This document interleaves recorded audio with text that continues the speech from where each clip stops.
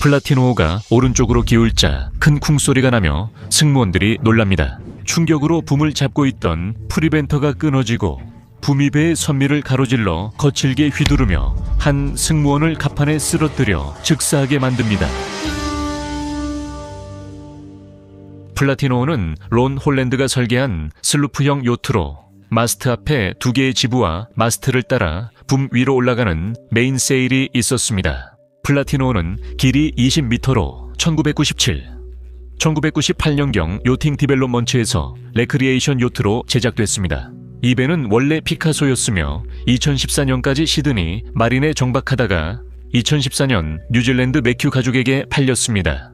매매 협상이 진행되는 동안 조선소에 있던 다른 배에서 발생한 화재로 인해 손상을 입었습니다.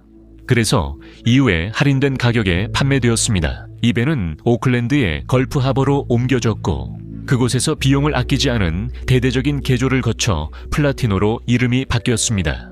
주요 개조 작업에는 선체, 도시 엔진, 항해 및 통신 시스템, 그리고 안전 장비가 포함되었습니다. 유리 섬유 선체를 재적층하고 갑판을 뮤트 우드로 교체해 선체 외관이 새 것처럼 보이게 했습니다. 6인용 3개 선실과 주방이 새롭게 단장됐습니다. 모든 돛이 교체되었고 쌍헤드 세일을 위한 새로운 롤러 퍼링 시스템이 설치되었으며 메인 세일을 위해 붐의 유압 퍼링 모터가 추가되었습니다. 퍼러는 돛을 원하는 위치로 말아 올려주며 혼자서 조종석에서 돛을 올리거나 내리고 리프 작업도 쉽고 안전하게 할 수 있습니다. 날씨가 거칠어지면 선원들은 바람이 강해질 때 돛을 일부만 내려 리프하여 돛의 면적을 줄입니다. 돛을 제어하려고 조종석에 새 윈치를 설치했습니다.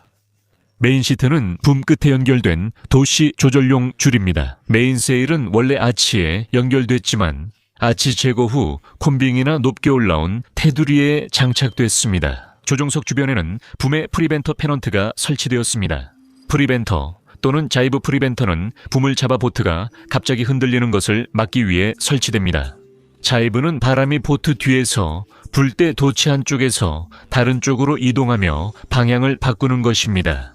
프리벤터 페넌트는 짧은 줄로 한쪽 끝은 붐 바깥쪽에 다른 끝은 마스트 가까운 곳에 클립으로 고정되어 있습니다. 이 방법으로 승무원들이 붐 끝까지 가지 않아도 더 긴 줄을 연결해 프리벤터를 쉽게 설치할 수 있습니다. 프리벤터 라인은 보통 블록을 거쳐 선수 쪽으로 돌려 조타석 윈치로 가져옵니다. 플라티노의 엔진, 발정이, 전자장비, 항해 및 통신 시스템 모두 최신 모델로 교체되었습니다. 새 오토파일럿 시스템이 설치되어 자동 조타 장치가 승무원 개입 없이 항로를 유지했습니다. 오토파일럿은 컴퓨터로 제어됐습니다. 승무원은 항로 방향을 입력하고 컴퓨터는 자기 나침반, 자이로 나침반, 풍향, 글로벌 포지셔닝 시스템 위치를 참고하여 조타합니다. 오토파일럿은 유압식 로더를 제어해 항로를 유지합니다. 플라티노호는 안전인증 요건을 초과하는 구명 장비를 잘 갖추고 있었습니다.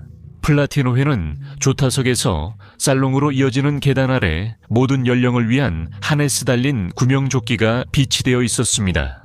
각 성인용 구명조끼에는 사람이 바다에 빠졌을 때 위치를 추적할 수 있는 글로벌 포지셔닝 시스템, 위치 추적기가 달려 있었습니다. 플라티노회는 구조 모듈, 구조 슬링, 인명 추락 시 글로벌 포지셔닝 시스템, 신호를 표시하는 차트 플로터, 2개의 EPIRB, 비상 위치 표시 무선 표지가 있었습니다. 그리고 도시대 바로 뒤 중간 갑판에는 8인용 팽창식 구명보트가 실려 있었습니다. 이 배는 2015년사 월 공식 재진수됐으나 개조는 12월까지 이어졌습니다. 구입 가격을 포함한 전체 개조 비용은 거의 250만 달러에 달했습니다. 플라티노는 외해 항해에 충분한 5명의 경험, 많은 선원들을 모았습니다. 요트는 브렌트와 아내 빅토리아 매큐가 소유하며 빅토리아 토리가 선장입니다. 왜 그녀일까요? 그녀는 마스터와 연안 요트 마스터 자격증 같은 공식적인 항해 자격을 가지고 있고 해양 항법, 해양 무선 및 레이더 운용자 과정을 이수했습니다. 플라티노의 외해 모험을 준비하며 그녀는 해상 생존과 해양 응급 처치 과정을 이수합니다. 토리는 30년간 항해 경험이 있고 이 중 8년은 요트에서 살며 전 세계를 6만 7만 해리 항해했습니다. 그녀의 남편 브렌트 또는 해리 브렌트 해리는 항해에 대한 공식적인 교육은 받지 않았지만 숙련된 해양 전기 기술자입니다. 그는 45년 넘게 항해하며 요트 경주와 인도 승무원으로도 활동했습니다. 나머지 3명 승무원은 친구나 지인입니다. 로스 맥키는 부부의 친구로 해리처럼 노젓기로 시작했습니다. 그는 공식 항해 자격증은 없지만 보트 소유 경험과 최대 30m 요트 승무원 경력이 있습니다. 그는 레이스와 운송 항해에 승무원으로 참여한 경험도 있습니다. 부부는 닉 사울도 함께 항해에 초대합니다. 그는 브린 윌슨 보트 빌더스 소유주로 화재 후 플라티노를 개조한 업체입니다. 닉은 경험 많은 보트 빌더로 직접 만든 요트로 경주에 참가했고 선장, 캡틴, 항해사 등 다양한 역할로 여러 선박을 항해했습니다. 또한 보트마스터 자격증도 있습니다. 그는 뉴질랜드 요트 레이싱 서킷의 지역과 국가적으로 깊이 관여해왔습니다.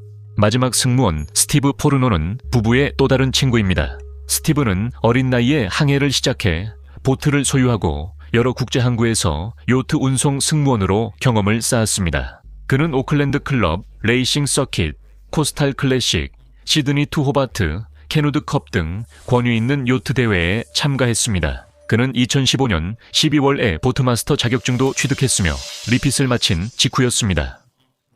플라티노는 첫 항해를 시작합니다.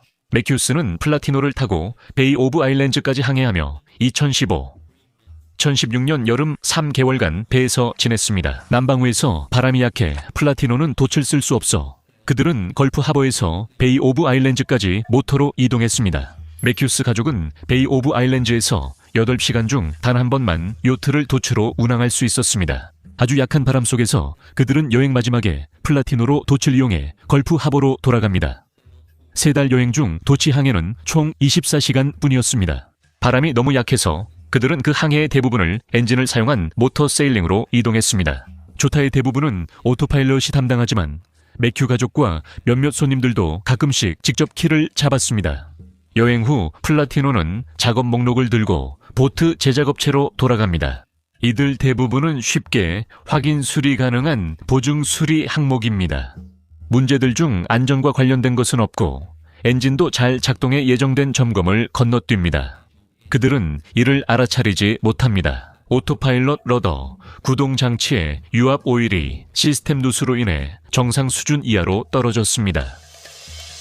매큐 가족은 2016년 6월 4일에 시작하는 오클랜드에서 피지까지 1110 해리 외해를 항해하는 크루징 부문의 플라티노호로 참가할 계획입니다.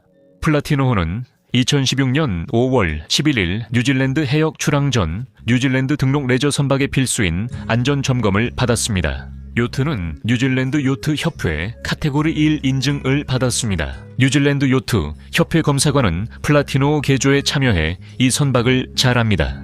그는 매큐 가족에게 선내의 빌지 펌프와 추가 안전 레냐드를 설치할 것을 권장합니다.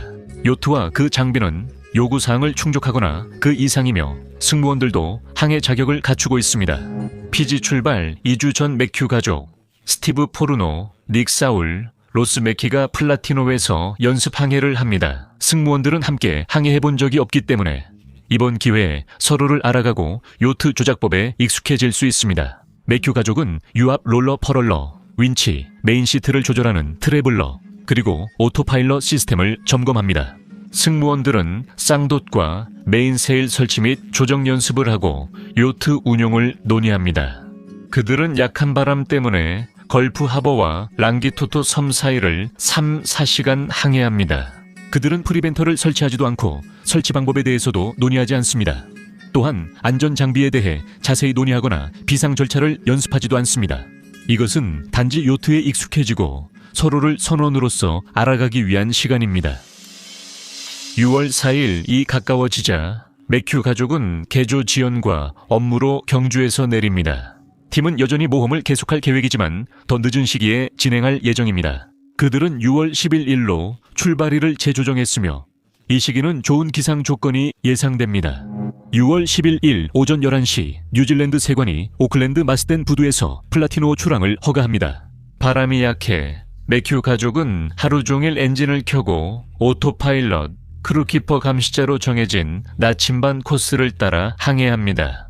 4명의 선원은 2시간 교대, 6시간 휴식 당직에 동의합니다. 당직 중 위치와 진행 상황을 항해 일지와 해도에 기록합니다.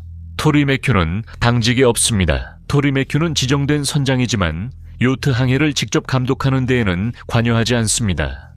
하지만 그녀는 항법과 요리를 책임지고 있습니다. 6월 12일 이른 아침, 남서쪽 산들바람이 불었지만 출항엔 약해 승무원들은 하루 종일 엔진을 가동했습니다. 바람이 점점 강해지자 그들은 예보에 따라 돛을 조정합니다. 승무원들은 그날 밤 강한 바람이 예상돼 해질 무렵 주돛과 앞돛을 일부 감아둡니다. 플라티노호는 브로드리치 항해를 하고 있습니다. 이는 바람이 요트의 뒤쪽과 왼쪽, 즉 좌연에서 불어오고 있다는 뜻입니다. 브로드리치는 최대한 바람을 받으려 붐을 완전히 밖으로 뻗는 것입니다. 트래블러와 붐을 잇는 메인 시트가 완전히 뻗어 있고 줄엔 거의 긴장이 없습니다. 바람이 돛을 잡아주지만 방향이 바뀌어 반대쪽에서 잡으면 승무원들은 메인 시트 조정에 시간이 부족해 붐이 요트 양쪽으로 충돌하는 것을 막기 어려울 수 있습니다. 붐 길이는 8.6m, 무게는 678kg입니다. 승무원들은 운에 맡기지 않으려고 붐이 요트의 스타보드 쪽에 머물도록 프리벤터를 설치합니다. 이것은 승무원들뿐만 아니라 매큐 가족조차도 플라티노의 프리벤터를 설치하는 첫 번째 경험입니다. 그들은 프리벤터 페넌트를 풀어 스네치 블록에 통과시킵니다. 스네치 블록은 요트 중앙쯤 스타보드 토우레일 패드 I에 부착된 도르래입니다. 그들은 프리벤터를 연장하려고 페넌트 끝을 여분의 라인에 보울린 매듭으로 묶습니다. 이때 밧줄 강도는 최대 70%까지 줄어듭니다. 연장된 라인은 콕핏으로 보내 윈치로 장력을 줍니다. 승무원들은 프리벤터 배치에 동의하고 라인은 선미에서 콕핏으로 돌아옵니다. 하지만 일반적으로 선원들은 프리벤터 라인을 선수까지 연장한 뒤 다시 콕핏 윈치로 돌려보냅니다. 프리벤터와 붐 사이의 각도가 넓을수록 훨씬 더 강력합니다. 바람이 강해지자 승무원들은 엔진을 멈추고 요트는 오토파일럿으로 항해합니다. 승무원들은 계속해서 망을 보고 바람이 배의 각도에 대해 대략 같은 위치에 있도록 나침반 코스를 조정합니다. 바람이 왼쪽에서 오른쪽으로 바뀌면 승무원들은 도 방향을 바꿔야 하지만 지금은 피하고 싶어 합니다. 밤이 되자 바람과 파도가 거세집니다. 플라티노는 뛰어난 성능으로 승무원들이 편안히 지낼 수 있게 합니다. 그들은 밤 항해를 즐기고 6월 13일 새벽 바다 위로 떠오르는 일출을 감상합니다. 플라티노는 뉴질랜드 최북단 케이프 레인저에서 북북동쪽 305 헬이 떨어져 있습니다. 남쪽에서 초속 35노트 바람과 최대 48노트 돌풍이 불고 있습니다. 그들은 순풍을 타고 브로드리치로 향하며 계기판에 바람 세기를 기록 중입니다. 강한 바람으로 남쪽에서 2m 파도가 일고 있습니다. 또한 북쪽에서 3m 높이의 너울도 몰려옵니다. 서로 반대 방향에서 오는 파도와 너울이 만나면서 거칠고 예측할 수 없는 해상 상태를 만들고 있습니다. 모든 선원이 경험이 많아 조타실에서 아침 식사를 하며 상황을 신경 쓰지 않습니다. 오전 9시 30분부터 10시 30분 사이 그들은 전날 밤 당직 상황을 점검하고 오늘 계획을 논의합니다. 그들은 밤새 나침반 항로 변화와 바람의 안전한 각도 유지를 논의했습니다. 북쪽에서 북서쪽으로 방향이 바뀌었습니다. 바람은 남서쪽에서 불다가 이제 남쪽에서 불어오고 있습니다. 이 새로운 항로는 그들을 피지가 아닌 뉴칼레도니아 방향으로 이끌고 있습니다. 선원들은 항로 수정 계획을 논의하고 그날 늦게 바람이 남동쪽으로 바뀔 것으로 예상합니다. 선원들은 바람이 방향을 바꿀 때까지 기다렸다가 그 후에 우연으로 항로를 바꿀 계획입니다. 즉, 바람이 요트 오른쪽에서 불어와 피지 방향으로 다시 돌린다는 뜻입니다. 파티노는 거의 바람을 등지고 항해 중입니다. 진로를 바꾸려면 두 가지 선택지가 있으며 바람을 가로지르면 바람 방향이 요트의 왼쪽에서 오른쪽으로 바뀝니다. 그렇게 할 때 돛은 요트의 오른쪽에서 왼쪽으로 이동해야 합니다. 요트는 바람을 등지고 도는 자이브나 바람을 가로지르는 태킹을 할 수 있습니다. 요트를 완전히 돌려서 선수 부분이 바람을 먼저 가르도록 하면 강한 바람에서 자이브를 할 때는 트래블러와 붐을 연결하는 메인 시트를 단단히 조여서 조심스럽게 조종해야 합니다. 돛 제어를 잃고 강한 바람이 불면 돛이 빠르게 움직여 장비를 망가뜨리거나 승무원을 칠 수 있습니다. 승무원들은 태킹을 하기로 결정하는데 이는 보수적인 접근 방식이자 더 안전한 선택입니다. 35노트 바람에서 요트 태킹 시 도시 압력이 줄어들고 승무원들이 붐을 쉽게 제어하며 옮길 수 있습니다. 바람의 방향은 일기예보와 비슷하지만 풍속은 예상보다 더 강합니다.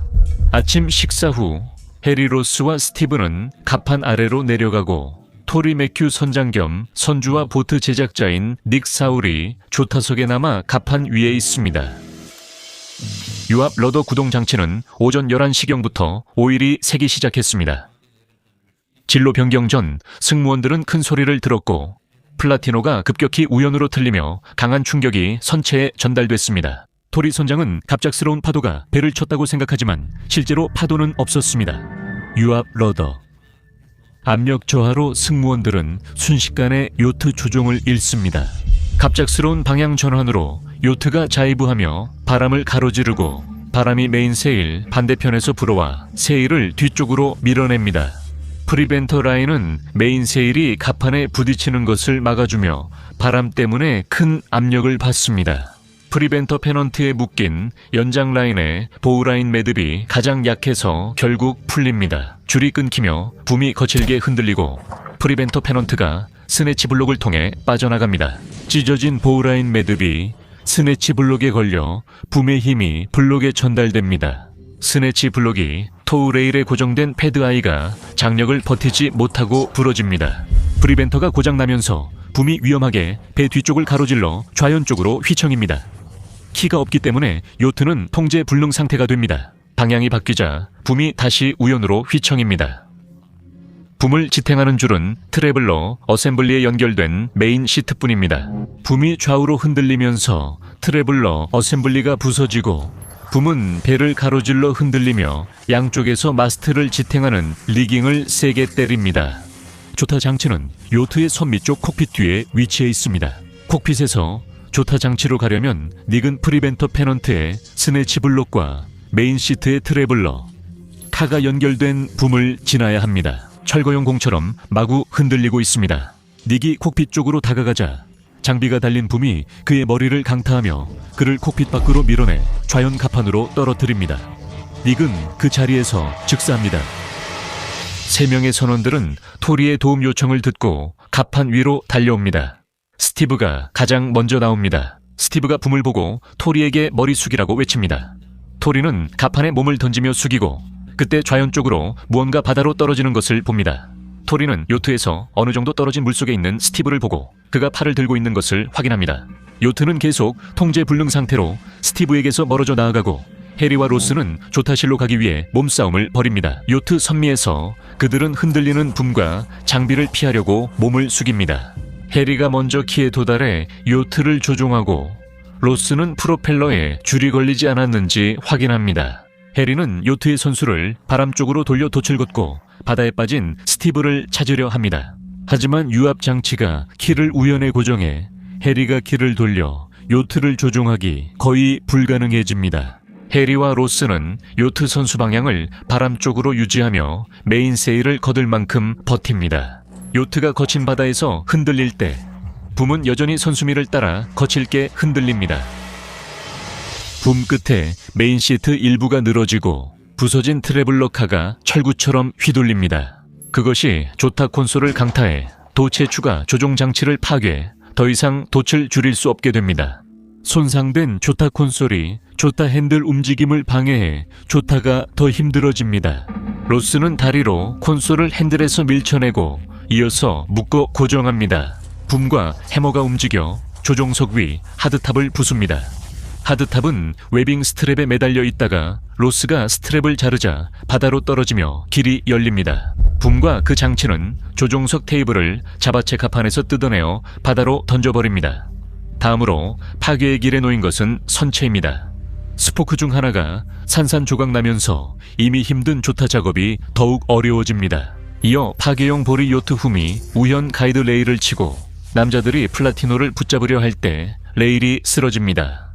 붐에 정신이 팔려 요트가 불규칙하게 움직이며 스티브는 물에 뜨려 애쓰는 동안 요트가 2번이나 그를 지나칩니다. 승선한 선원들은 스티브를 보지만 도울 수 없습니다. 그들은 안전장비나 훈련에 대해 논의하거나 해본 적이 없습니다. GPS가 장착된 구조 모듈과 보트에 연결된 구조 슬링이 가까이에 있습니다. 해리와 로스는 조타 장치 옆에 있습니다. 하지만 그들은 배를 통제하려 애쓰며 붐과 파괴공 같은 위험한 물체를 피하고 있습니다. 구조 장비를 사용할 만큼 침착하지 못합니다. 스티브를 발견한 바로 그 순간 토리는 경보를 울리고 도움을 요청하기 위해 갑판 아래로 내려갑니다. 토리는 항해 차트 플로터에서 사람 추락 기능을 활성화하려 합니다. 사람 추락 버튼을 누르면 그 순간 요트의 위치가 정확하게 표시되고 기록됩니다. 또한 요트의 거리와 방향, 그리고 버튼이 눌린 후 경과 시간도 표시됩니다. 정확도는 사람 추락 기능이 얼마나 빨리 활성화되는지와 선박의 속도에 크게 좌우됩니다. 그녀는 사람 추락 버튼을 3초 눌러야 한다는 걸 잊고 버튼이 작동했는지도 확인하지 않습니다. 이런 상황을 새 선박에서 연습한 적도 없습니다. 토리 씨가 요트 무정의로 계속 조난 신호를 보냈지만 응답이 없습니다. 그녀는 요트에 긴급 위치 표시 무선 표지 장치인 이퍼브를 작동하려 했지만 켜지지 않았습니다. 그녀가 장치를 작동하면 구조 신호와 좌표가 긴급 구조대에 전송됩니다. 로스 씨가 비틀거리며 선실로 들어와 돕습니다. 그도 이퍼브를 못 쓰고 이전과 다릅니다. 토리 씨는 이퍼브를 로스 씨에게 주고 위성 전화를 챙깁니다. 그녀는 11시 5분에 두 오빠에게 연락했지만 아무도 받지 않고 연락처를 확인합니다. 연락처 목록 맨 위에 설계 작업에 참여한 해군 건축가가 있습니다. 11시 12분 플라티노 개조 중 해군 건축가가 전화를 받아 상황을 알게 됩니다. 로스는 비상 신호기의 지침을 주의 깊게 읽고 따르며 몇 분 후에 장치 중 하나를 작동시키는 데 성공합니다. 11시 15분 스티브가 바다에 빠진 지 몇 분 후 11시 24분에 비상 신호가 구조대에 의해 포착됩니다. 해군 건축가는 플라티노를 대신해 뉴질랜드 구조 조정센터에 연락합니다. 구조센터는 뉴질랜드 왕립 공군에 알리고 공군은 플라티노 수색을 위해 오리온 항공기를 보냅니다. 12시 54분 구조센터가 조난 신호를 받은 지 90분 만에 오리온 항공기가 플라티노 사고 현장에 도착합니다. 항공기는 플라티노와 연락해 차트 플로터로 좌표를 받으려 했으나 인명 추락 기능이 활성화되지 않았습니다. 그래서 그녀는 기억을 더듬어 위치를 알려줍니다. 오리온 승무원들은 방영 5해리의 원형 탐색 패턴을 시작하지만 스티브를 찾지 못합니다. 붐이 계속 통제되지 않고 흔들려 슈라우드에 부딪히며 배가 흔들립니다. 20시가 되자 선미에서 마스트를 고정하는 와이어인 백스테이가 끊어지고 마스트가 좌현 쪽으로 넘어집니다. 약 9시간 만에 해리와 로스는 붐이 파괴용 볼을 휘두를 때 더 이상 몸을 숙여 피하지 않아도 됩니다. 그들은 갑판 아래로 내려가 쉬며 앞으로를 고민합니다. 갑판 아래서 해리와 로스는 마스트와 장비가 선체를 두드리며 긁는 소리를 듣습니다. 물이 들어오기 전에 마스트를 빨리 잘라내야 합니다. 그들은 마스트 절단이 실패할 경우를 대비해 구명 뗏목을 미리 준비해 탈출 방법을 마련하기로 합니다. 8인용 구명 뗏목은 46kg이며 선실 위에 있습니다. 마스트 뒤에서 로스는 그것을 천천히 측면 갑판을 따라 미끄러뜨려 콕핏에 고정합니다. 해리와 로스는 하네스를 요트에 연결하고 천천히 마스트 쪽으로 이동합니다. 옆으로 매달린 채로요. 어둠 속에서 작업하면서 로스는 장면을 비추기 위해 손전등을 들고 해리는 무선 앵글 그라인더로 마스트를 보트에 고정하고 있는 스테인리스 와이어를 자릅니다. 마스트의 무게를 지탱하는 와이어에는 장력이 걸려있기 때문에 만약 와이어가 튕겨 돌아오면 맞을 수 있어 두 사람은 조심해야 합니다. 두 사람은 천천히 마스트를 자릅니다. 마스트가 요트 옆으로 떨어지지만 선수 쪽 와이어 리깅이 연결돼 있어 마스트가 가라앉지 않고 요트의 닷처럼 작용합니다. 이제 더 이상 선체에 마찰을 일으키지 않으므로 두 사람은 그냥 그대로 두기로 결정합니다. 그들은 다시 조종석과 키로 돌아갑니다. 그들은 조타 핸들을 왼쪽 포트으로 세게 고정합니다. 그리고 길고 힘들고 충격적인 하루가 끝난 후 해리, 토리, 로스는 살롱에서 잠이 듭니다. 밤새 지쳐 잠든 사이 요트는 조종력을 잃고 물이 들어오기 시작합니다. 다음 날 6월 14일 선원들은 침몰 중인 배에서 깨어나 구조를 요청하고 플라티노를 버릴 준비를 합니다. 오후 3시 서던 릴리 컨테이너선이 3m 파도 속에서 플라티노의 조난 신호에 응답합니다. 서던 릴리 선원들은 플라티노의 밧줄을 던져 요트를 대형 컨테이너선 옆으로 끌어옵니다. 플라티노가 컨테이너선의 선체에 부딪혀 튕겨나가면서 요트에 더 많은 손상이 발생합니다. 서던 릴리의 선원들이 요트에 밧줄을 던지자 토리, 해리, 그리고 로스가 그것을 붙잡고 선원들이 그들을 배 위로 끌어올립니다. 닉의 시신은 요트에 남겨집니다. 그들은 플라티노를 비상 신호기가 켜진 채로 표류시켜 위치를 추적하고 서던 릴리는 오클랜드로 항해를 이어갑니다. 6월 15일 수요일 아침 공군은 실종 선원 수색을 공식 중단합니다. 스티브의 시신은 끝내 발견되지 않습니다.